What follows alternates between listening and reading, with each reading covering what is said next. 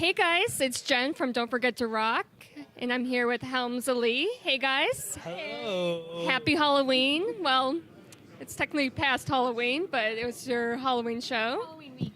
It's when Halloween just starts. Yes. Late night Halloween. All the week. Late. And I love your little outfits here. We're the floating tofu. You can't Nice. get these anywhere but a little boutique in the Where? Midwest called Walmart. Walmart, yep. Mm-hmm. Wally World. Wally World. Well, it works. Yeah, you guys killed it on stage. You guys were awesome. Thank you. Yeah, and Hozoji, you're a beast on the drums. I mean, the drums were the first instrument that I tried to learn to play when I was Yay. really young. My parents bought me a drum set, and I just never mastered them, so I'm kicking myself. What could have been? But when did you start playing drums? I was 15 when I Okay. first started, yeah. And this beautiful piece of work here is the kit that I got for my 15th birthday, and we have never parted since. Oh, still in pretty good shape. Yeah. Some cobwebs on it. Yeah, Cobwebs. It's showing its age a little That's bit. all right.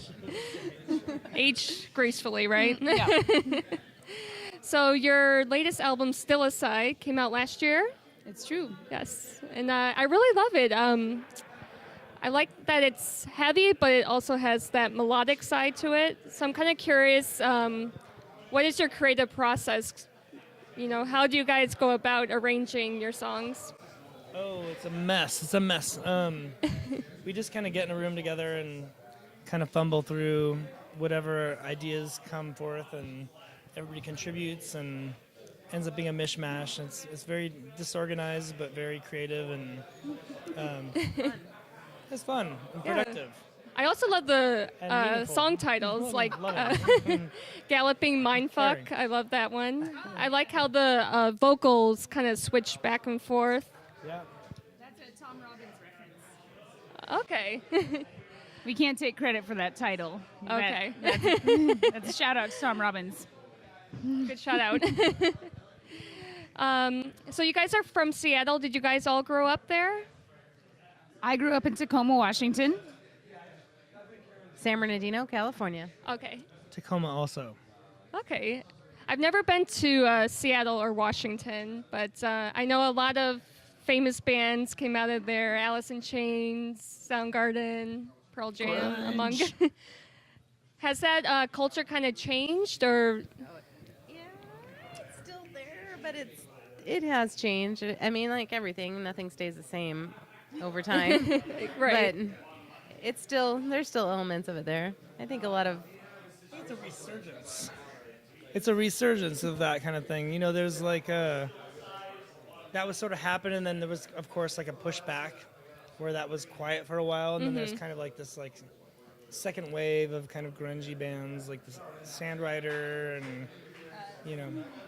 Did any To of some those degree, bands yeah. influence you while Sure, you guys were growing absolutely. up? Yeah. Yeah, I mean, like, I remember I was really into, like, you know, NWA videos or whatever, and then that Nirvana video came out, and of course it was like every 13-year-old in my class was just like, for whatever reason. And In fact, I walked into a conversation earlier, just over there, where you guys were talking about Battle of the Bands, and it was I missed most of it, but it was something about Smashing Pumpkins and who they would go up against from that time period that could possibly fuck with them, and so not a Seattle grunge band, but a band of that era. yeah, I mean that's the same 90s. little package, little pea pod. It's the same pea pod of music. Yeah. Peapod. Yeah, undeniably influenced, and I mean we get called grunge pretty commonly, you know, from peoples. So Smarter than us about describing bands. Well, I saw online that your genre was sludge metal or something along those lines. it's a very abstract concept. You Words. definitely don't want to label yourself or put yourself in the box. slunge. Slunge. Crush slunge. Create a new genre. For slunge. Yeah. So what resonates with you about rock music, or the type of music that you make. Oh, this is some real down to it. What I know resonates with you about rock music? Oh my God. Well, we're called Don't Forget to Rock, so. Right. I see, yeah. Man.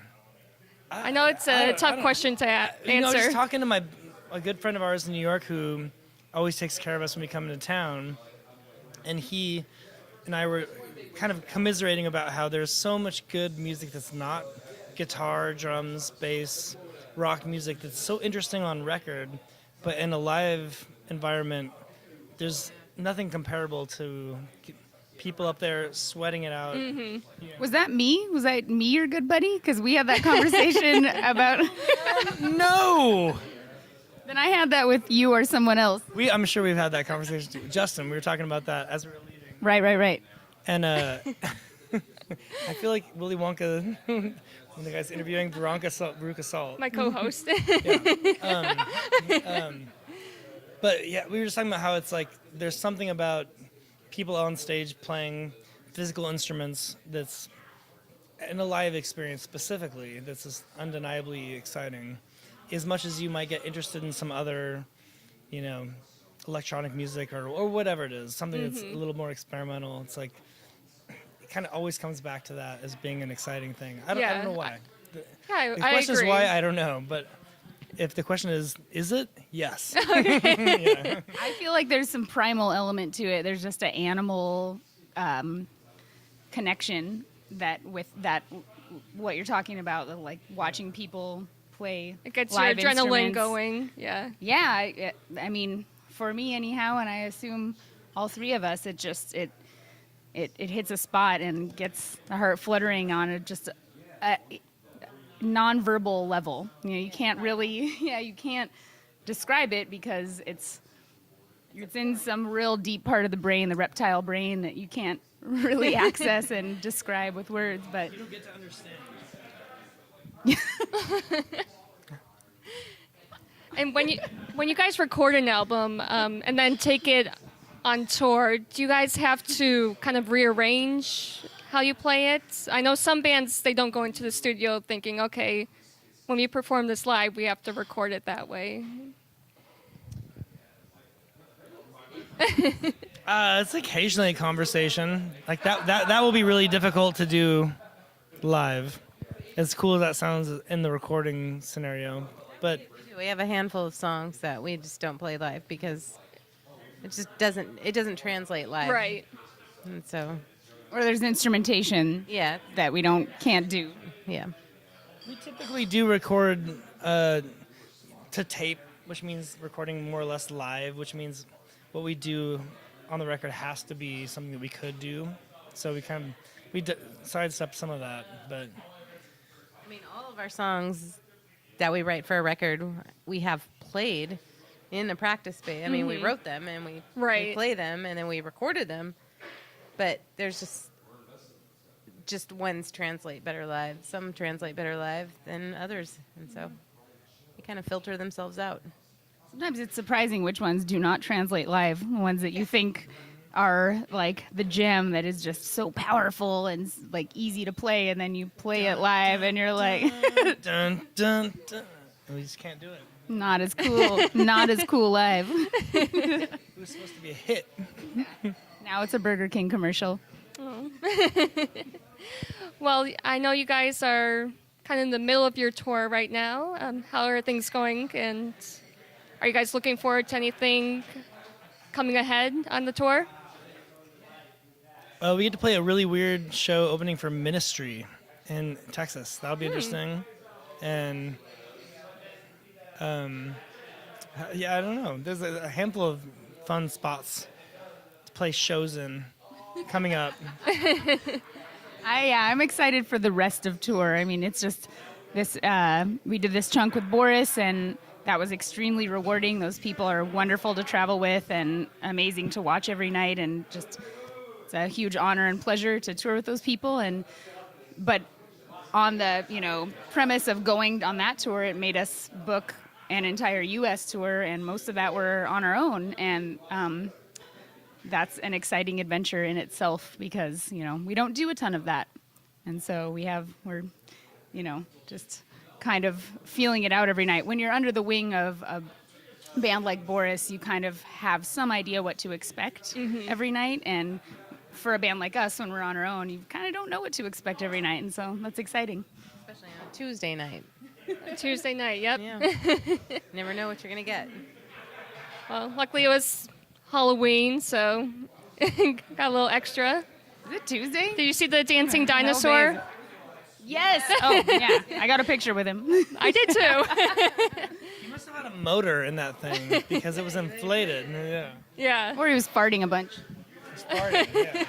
Farty dinosaur for Halloween. Well, thank you guys so much for chatting with us. Yeah. It was great to see you guys play. Thanks. Yeah. Some funny microphone stuff. I know. Right. Thanks. Bye.